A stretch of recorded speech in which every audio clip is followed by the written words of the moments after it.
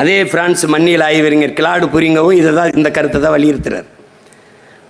அவன் என்ன சொல்றான், உன்னால் உருவாக்க முடியாத ஒன்றை உனக்கு அளிக்கிற உரிமையை யார் கொடுத்தது?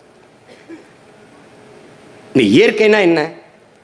எது மனிதனால் உருவாக்கப்படவில்லையோ அது எல்லாமே இயற்கை தான். மனிதனால் உருவாக்கப்பட்ட ஒன்றிற்கும் அடிப்படை இயற்கை தான்.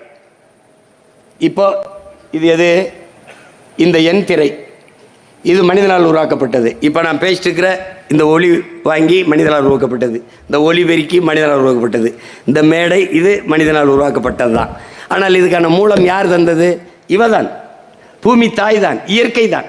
விண் உயர கட்டடம், சந்திரமண்டலத்தை தொடர விண்கலம் பறக்குது மேலே, கடலில் மிதக்கிற கப்பல், சாலையில் போகிற வேகமாக போகிற வாகனங்கள், எல்லாவற்றத்திற்கும் மூலம் தந்தவள் பூமி தான். கழுத்தில் போடுற வைரம், தங்கம் எல்லாம் அவதான். எல்லாவற்றையும் தந்த உன் தாய்க்கு நீ என்ன தந்தாய்ங்கிறதான் கேள்வி. பூமி என்பது பூமி அல்ல, நம் தாய். ஒரு தாய்க்கு என்ன நோய் இருக்கிறதோ அது தன் பிள்ளைகளுக்கு வரும்.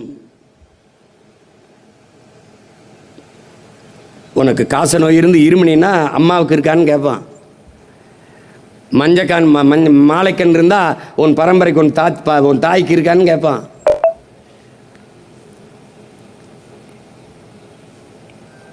ஏன்னா தாயின் மாரில் நீ குடிக்கிற பாலில் இருந்து தான் உனக்கு நோய் எதிர்ப்பு சக்தியே வருது. அப்ப தாய்க்கு என்ன நோய் இருக்கிறதோ அது தன் பிள்ளைகளுக்கு வரும். அப்போ பூமி தாய்க்கு என்ன நோய் இருக்கிறதோ அது தன் பிள்ளைகளுக்கு வரும். இப்போ அவளுக்கு ஒரு நோயும் இல்லை, அவளுக்கு எல்லா நோயையும் தந்தது அவன் பிள்ளைகள் தான். இதான் இங்க இருக்கிற சிக்கல். அவன் என்ன சொல்றான், உங்கள் பிள்ளைகளுக்கு இயற்கையை நேசிக்க கற்றுக் கொடுங்கள், அது எல்லாவற்றையும் கற்றுக் கொடுத்துருங்கிறான். இயற்கையின் விதியை பாரு. வெப்ப காலத்தில் உனக்கு இந்தந்த பழத்தை சாப்பிடணுன்ட்டு கொடுக்கும்.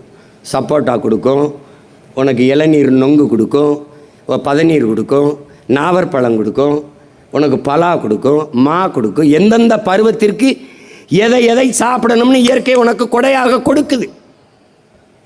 காலையில் என் பிள்ளைக்கு இது உணவு, மாலையில் இது உணவு, மதியம் இது உணவு என்று தாய் எப்படி தன் பிள்ளைக்கு கொடுப்பாலோ அப்படி நம் இயற்கை தாய் பூமி அன்னை நமக்கு தர்றா.